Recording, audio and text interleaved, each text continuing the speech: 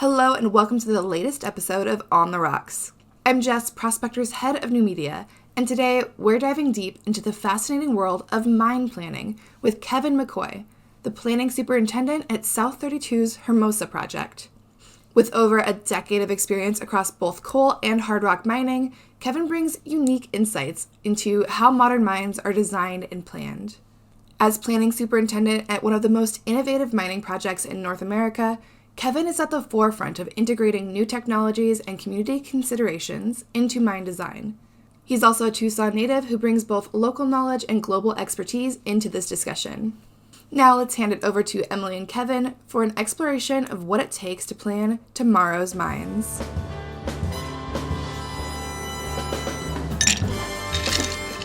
All right, Kevin, welcome to On the Rocks. Really excited to have you here. How are you doing today? I'm doing great. Doing great. Yeah, excited to be here.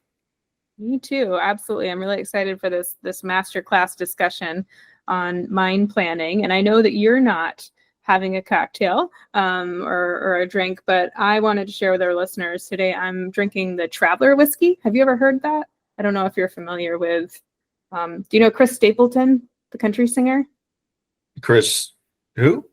Stapleton? Yeah. Yeah, this is actually, it's a whiskey that he did with one of my favorite distilleries, Buffalo Trace. So Okay. Anybody out there is a Stapleton fan, and doesn't know, he actually has his own whiskey called Traveler, and it's really, really good. So that's what I'll be sipping on today. Well, I wanted to kind of kick this off. As our listeners know, we're starting we're doing this masterclass series, and as such, we're going to kind of dive in deep. And for this episode, we're going to be talking about mine planning, which I think will be really fascinating for folks, because people that focus a lot on the exploration space may not really know all the stuff that goes into mine planning. Investors, this might be a really new topic for them. Even just folks that work in different parts of the industry, it's certainly not something that I heard much about for the first few years.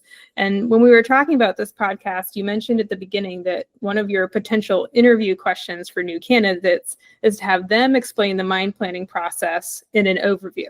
So I want to kick it off by putting you in the hot seat. Could you give us a high-level overview of how mine planning works? Sure. Yeah, I guess this is good too, because we'll see if any future candidates have listened to this podcast or not, because they'll have all the answers. But yeah, I think the goal really of mine planning is to figure out the safest and most efficient way to meet project goals. And so really how mine planning works is it's a collection of all the latest data, and it's a wide range of data. You start with marketing, geology, other ore body knowledge, production data, and then you've got to take that into account as you create basically a series of tasks that are able, to be delivered and get the mine to a place where it can produce. Ultimately, usually those goals are tons or pounds of metal of some sort. And so what point does the project have to be at for you to initiate that process then? Sure. I guess, depending on the state of the project, where it's at, kind of goes into how much data you have. Mm-hmm.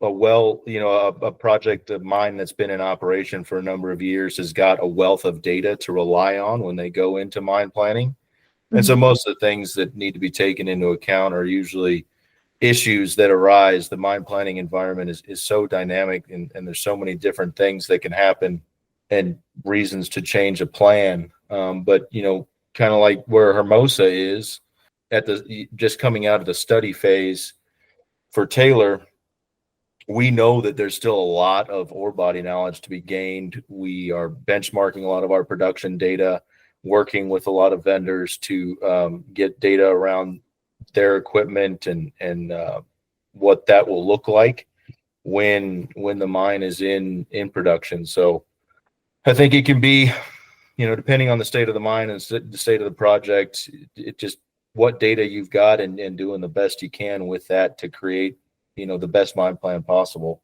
Mm. And is there a general workflow? Like, listeners are probably really familiar with kind of public disclosure documents, like, or even like PEAs, preliminary economic assessments, pre-feasibility studies. Like, is there a kind of workflow that parallels other work that they might be familiar with? Sure. Yeah, I think, well, I mean, it all starts with exploration drilling, and the declaration of a resource. That's kind of what gets everybody really excited. You find something that you think is economically achievable to mine, economically viable to mine, and start defining what that looks like. And as you're gaining information, you're kind of going through those stages that you just mentioned.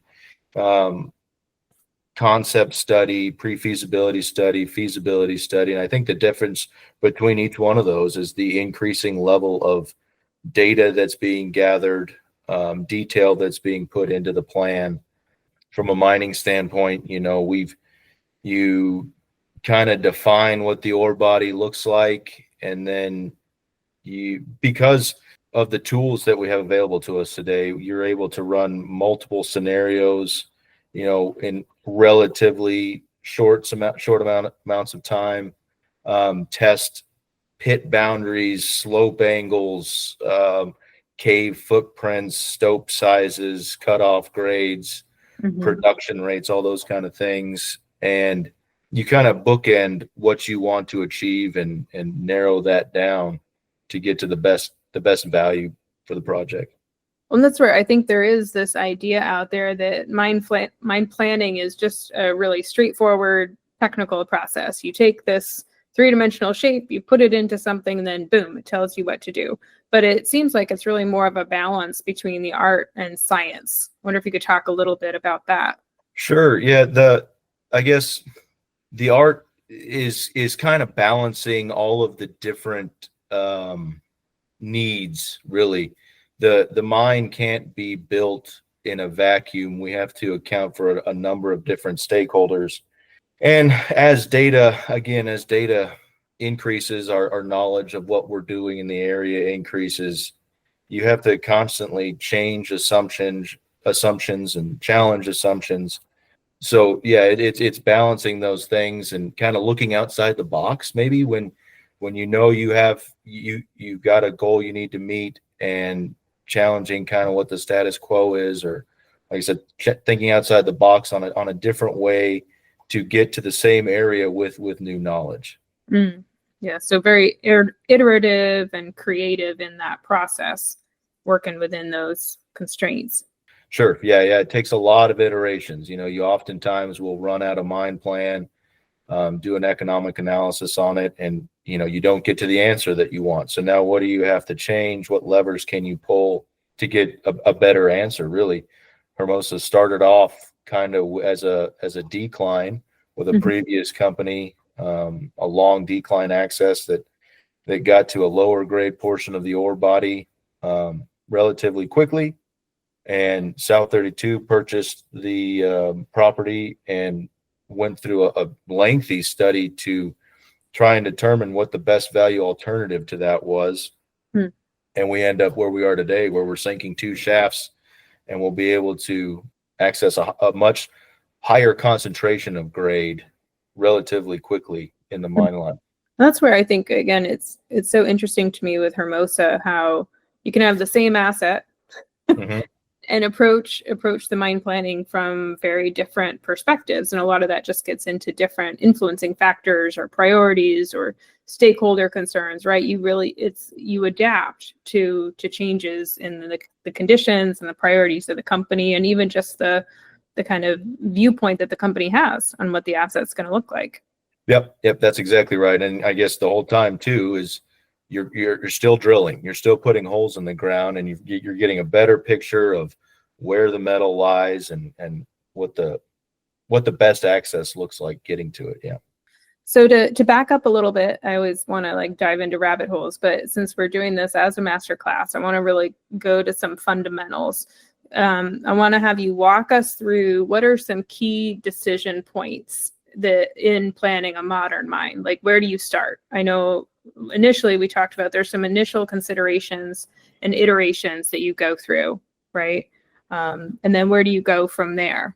Sure. Yeah, I think if you were to read a mine planning textbook, and I'm just thinking back to when I was in college, it would say, you look at the ore body and you try to look at the topographic nature of the area, collect geologic drilling, and which will also give you geotechnical information.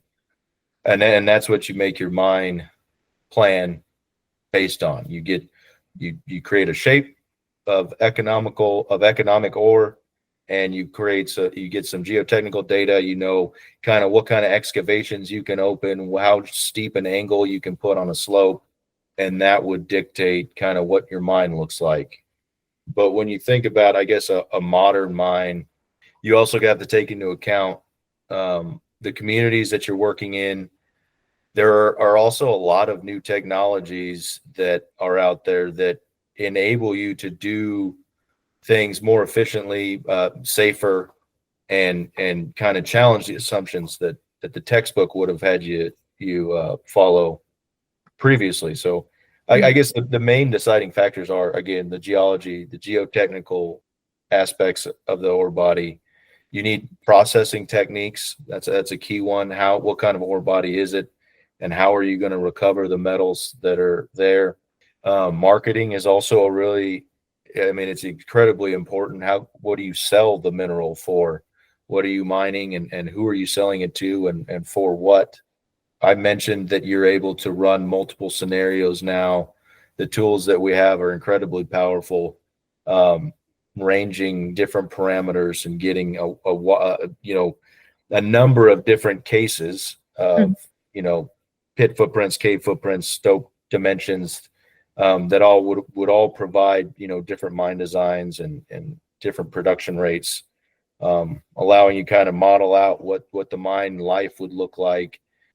How many different options would you say you model out, Kevin? Like, how many do you keep those? Like, do you model it and then you put it on a shelf? You're like, oh, if prices go to this, or we've got an issue with that, we have a pre-existing tweak to the plan that's ready to go, or is it something that you have to keep running in real time because you're learning so much and changing so much that it's really more you rerun it when you need to, or you readdress it when you need to?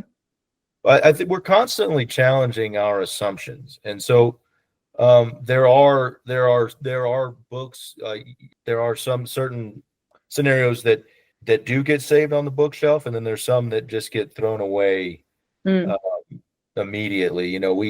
The Hermosa is it's relatively shallow, but the two ore bodies that we're looking at, and there were initial considerations, like I said, for a decline access, but even open pit mining that ore body. And because of the area that we're in, that is not even an option.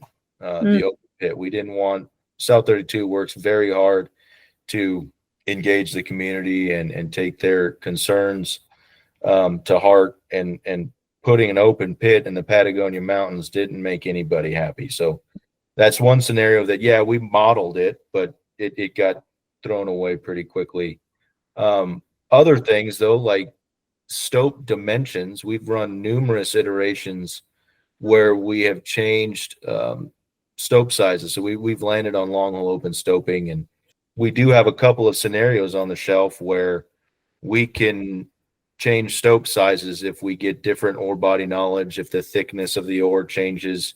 We've kind of got something there ready to go, and it would take less work because we've already done it. Like you said, it's something that if things change, you can always pull that off the shelf and use it. Gotcha. Are there things that are more fun to model than others? I think it's more fun to actually play around with, in the software and stuff. But are you really good at Minecraft? That's what my daughter wants to have. I have started playing Minecraft because my kids are into it, and that's my story. I'm sticking to it. But there are certain things that are really fun to model. What we're doing, I guess, fairly recent, relatively recent aspect that we're modeling is the inflow. We're modeling aquifer reaction to our pumping. Oh, so we've got cones of depression that we can model over time based on our dewatering wells. And what you do is you kind of you look at those cones of depression in relationship to the mine plan. And so you've kind of got, over time, you've got drifts that advance, and you don't want to see them advance outside the cone of depression, because you know that that would mean that, you know, there's going to be significant water there. So trying to tailor that mine plan to the latest hydrogeologic data is a pretty interesting one. Oh, that is cool. I can see that. I would just imagine that would be some things are a little bit more fun than others. And how do you, what kind of tools do you use when you're doing this? Is this where digital twins can come in even at this stage, or are there certain technologies that you're using down at Hermosa? Yeah, I think the tools that we're using today are pretty run of the mill, that we don't, if I think about the definition of a digital twin, we've kind of got a digital twin of the mine in the mine model that we've built. We've created a mine design that goes out towards the light. Now, how close that is to what it will actually look like is, you know, to be seen.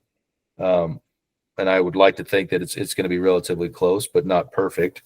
But yeah, I mean, the tools that we're using right now include, you know, a lot of CAD modeling softwares. I mentioned iterations around stope sizes. We've got stope optimizers that we use, and strategic optimizers that can kind of take our plan, design, and the dependencies, the links that we put in the tasks in that plan, and tell us what sequence of events would give us the best value, which is incredibly helpful.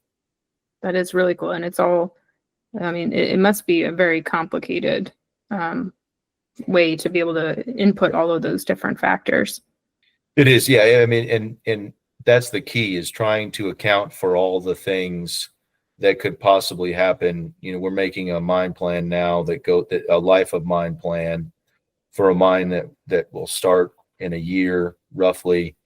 So we know that there's going to be lots of things that we learn between now and the start. And so we're just trying to do the best we can to account for all the potential variances and things that might pop up. Well, speaking of everything that may happen over that life of the mine, could you talk a little bit about how community and ESG considerations shape modern mine planning? Because now, I mean, there's so many different things you have to take into consideration with those, right? And how does that kind of work? Yeah, and I guess I touched on it a little bit earlier. The textbook would have said, you know, the best way to mine this ore body is method A. But when you think about the environment that you're mining in, the Patagonia Mountains are an absolutely beautiful place, and they're frequented by tourists, by bird watchers, outdoor enthusiasts, and we're very close to a small town of people that supports that kind of tourist or outdoor enthusiast lifestyle. So we need to tread very carefully when we talk about putting a great big hole in the ground in those mountains. And that is one of the things that has led us to a lot of decisions around our mining method. Long hole open stoping with paste backfill allows us to be very selective in how we mine the ore. We can get very, you know, define exact areas where we need to mine. It's got a high extraction rate, but it also minimizes our surface footprint. We're able to create voids underground that we can put the tails back in when they're mixed with cement as paste. And we also, that mining method has a very low probability of surface subsidence. So other than what you see on our small claim or the land that South 32 owns, you know, there will be very little indication that there's an underground mine in the area. Yeah, and I know there were some specific examples also with like things that the community shared with you, really specific, right? That you guys were able to adapt and include in that as well. Sure, yeah, and South 32 has engaged the community early and often. Mm-hmm. There's a lot of meetings that are held on a frequent basis with the community around issues regarding water, regarding workforce development, Mm-hmm. and just general issues. What would the mine employee, how would the mine's employees change traffic in the town, hotels, businesses, in the neighboring town and towns in the county. And there's been a lot of good things that have come out of those meetings. I think a lot of trust has been earned. There's been a number of factors that South 32 has taken into consideration as a result of those meetings. I think, some big ones are our concentrate haulage. We currently have added 100 miles to the concentrate haulage route, one way, to avoid driving through the town that we're closest to, while we build a new road that would bypass that town. So a pretty significant cost that we added to our concentrate haulage, just to make sure that we don't have big trucks driving through the center of town.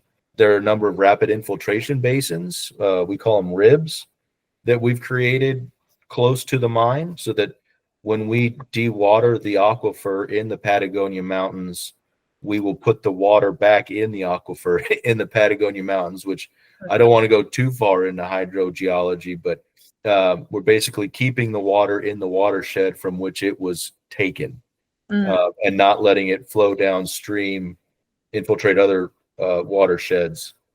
No, I think that's so cool, and I would imagine there's a ton of examples like that, right? Yeah. Where really specific things like that, and that's kind of what helps. Again, when people think about, oh, you're building a mine of the future, I think our mind goes to, automation and cool technology and stuff like that, but so much of it too is how you engage with the community, incorporate their actual feedback and what they actually want to see in what it is that you're planning, right? Yeah, there's a lot of, ore bodies, I think, as the population grows and ore bodies are mined out, mining is having to get closer and closer to these populated areas, and it's incredibly necessary. It's very important that we engage the communities that we're close to and be good neighbors. Make sure that we're returning as much value to the community as is possible, and while also not, negatively impacting the life of the people that live there. Yeah.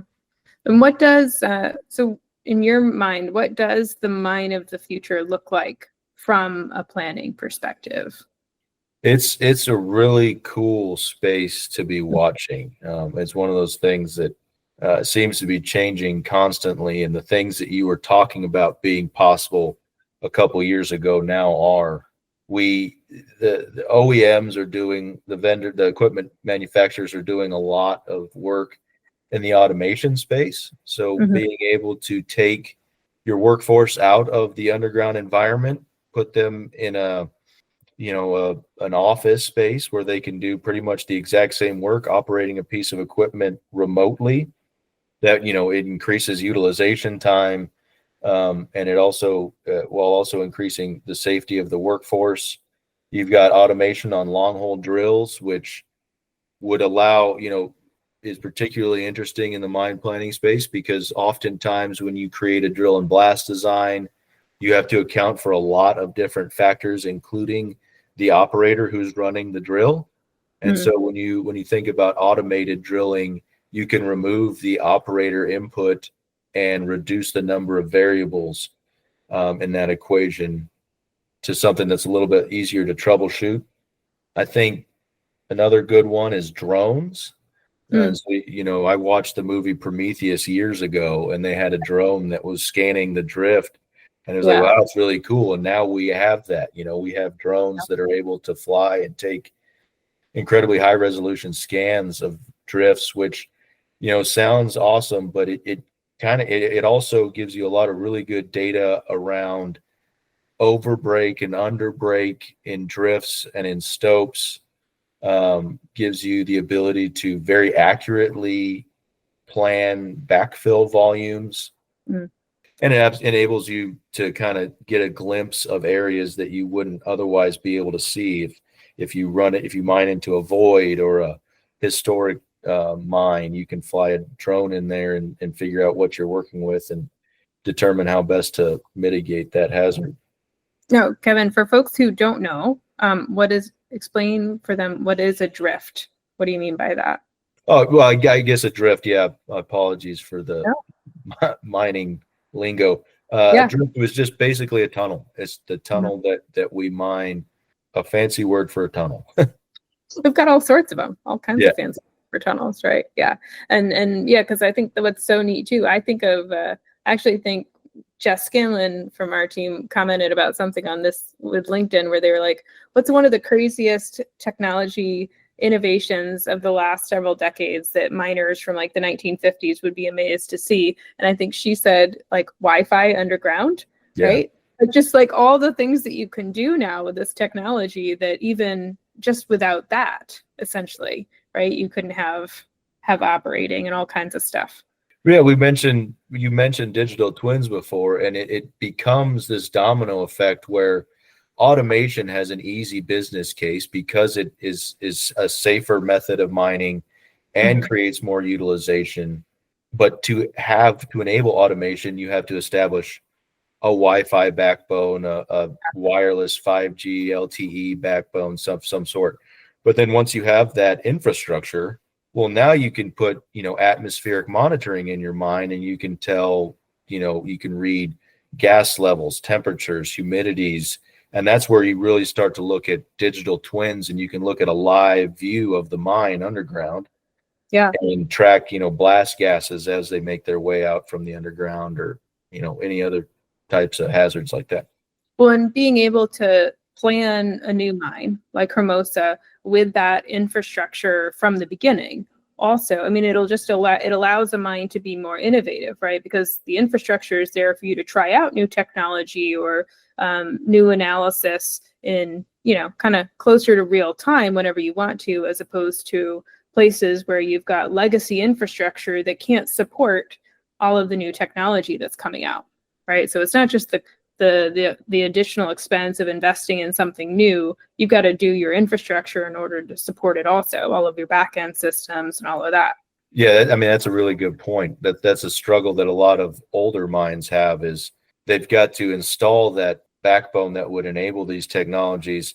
And installing is not just the cost of putting it in and the labor. It's also shutting down key areas of the mine, stopping production, or having to significantly add risk to production because you've got crews that are in the way putting these things in. And so that's one of the coolest opportunities about Hermosa, is that we don't have any of that yet. And so we will, when we start development, when we start tunneling underground, we'll put these things in as we go, and they'll already be there, and we'll be able to lean on them in the future.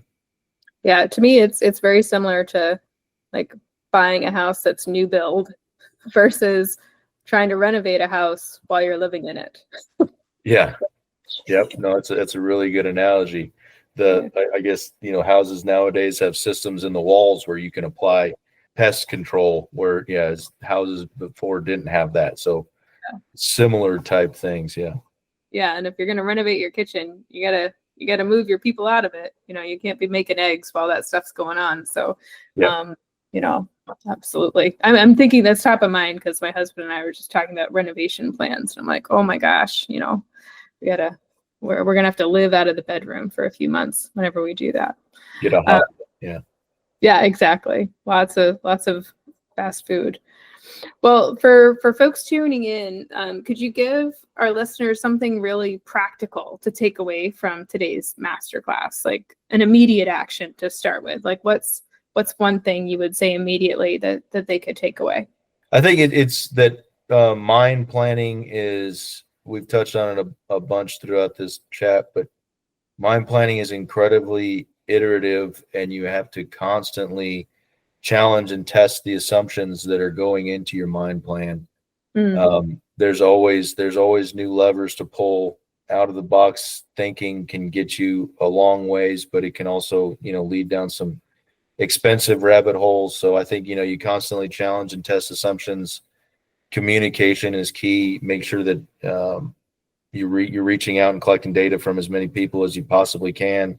There is no bad data when it comes to mine planning. You can always, there's something, every piece of data means something and can enable a different strategy. And do you have any in the long-term strategic things that folks should keep in mind? I think long-term, the technology space is changing almost exponentially. As you watch automation and you watch the BEV space, remote sensing, there's a lot of things that can make the mine of the past incredibly more efficient. So don't assume that you have the answers based on benchmarking or based on past experience, because there's somebody out there today that is going to create some software or some piece of equipment that'll allow you to do completely rethink the way mine planning should be done.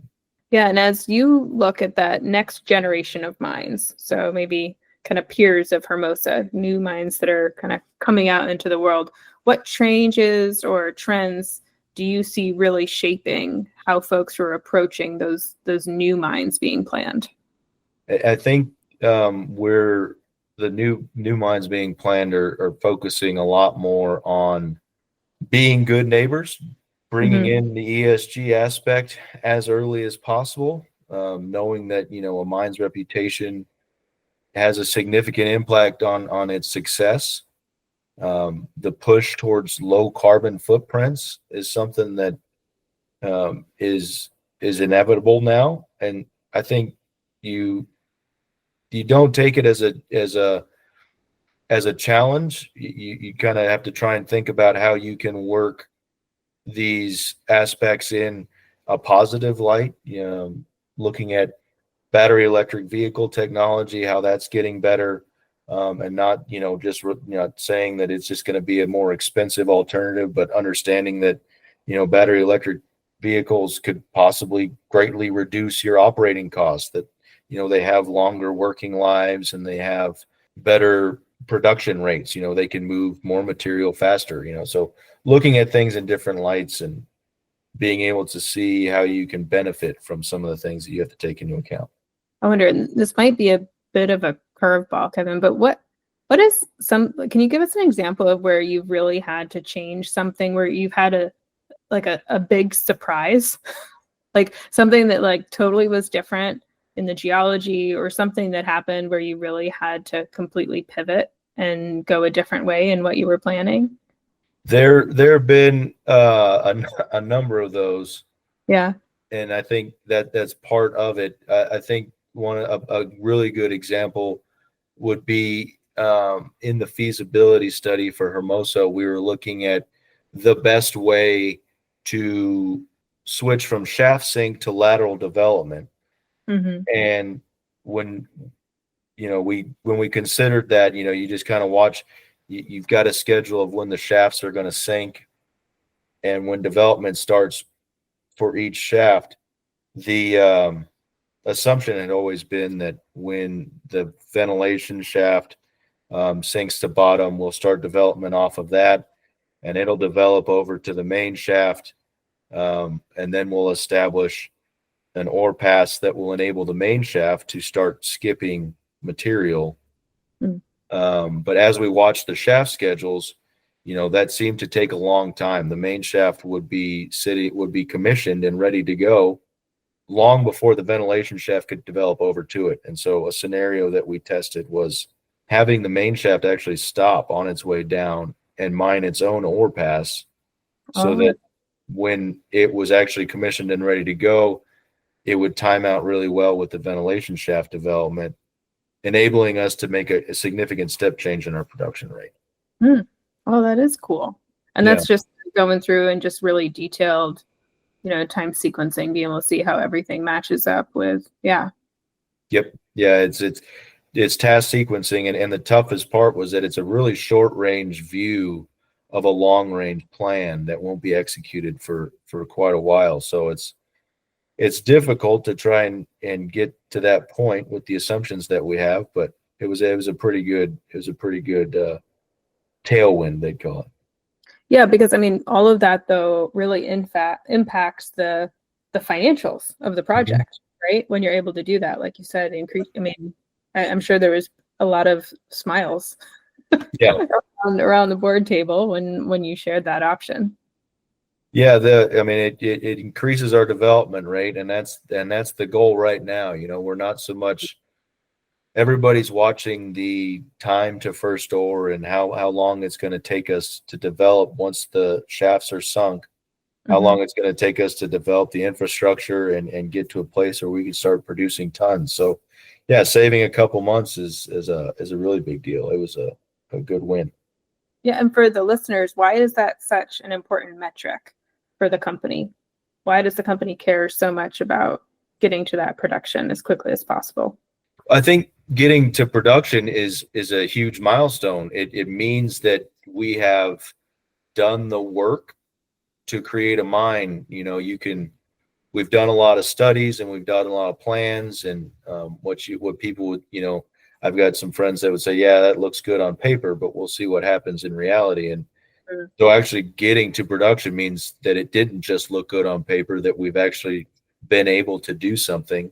And then, the obvious answer too there is that you start making money. Right. Right now we're spending a lot of money, and so that would be the kind of the time when we start making money. Yeah, it's good to see the money start to flow in the opposite direction, right? That's right. Yeah. It's out. Yeah, awesome. Well, so I guess I just wanted to kind of wrap up. I wonder if you have any key takeaways or things that you want folks to really walk away from this episode better understanding about mine planning, and maybe specifically how you're approaching it with Hermosa. Some key takeaways would just be that, the economic extraction of the ore is not the only factor that we're thinking about. There are a lot of other things that go into it. And, while mine planning isn't perfect, it's kind of the best information that we're taking the best information that we've got at the time and doing what we can to achieve the goals that we've set forth as a project. And so it's kind of understanding where data is and where knowledge is, and linking that to the mine plan, and understanding how the mine plan, could possibly change in the future. Awesome. Well, thank you so much for sharing your expertise and your experience with us today, and look forward to staying in the loop on the project and hearing how everything progresses towards that big milestone when you guys start producing. Yeah. No, I really appreciate the opportunity, Emily. Thank you. And that's another fascinating deep dive from our On the Rocks Masterclass series. Thank you all for listening, and a huge thank you to Kevin McCoy for sharing his expertise and giving us an inside look at modern mine planning. If you enjoyed this episode, be sure to check out our other Masterclass episodes, where we explore crucial mining topics with industry experts. And if you're an expert in mining or geosciences with knowledge to share, we would love to hear from you. Contact us at media@prospectorportal.com. If you or your company are interested in sponsoring a future episode, reach out to that same email address. Thank you so much for tuning in, and we look forward to bringing you more insights from mining innovators in our upcoming episodes. Remember to like, subscribe, and leave us a review wherever you get your podcasts. See you next time.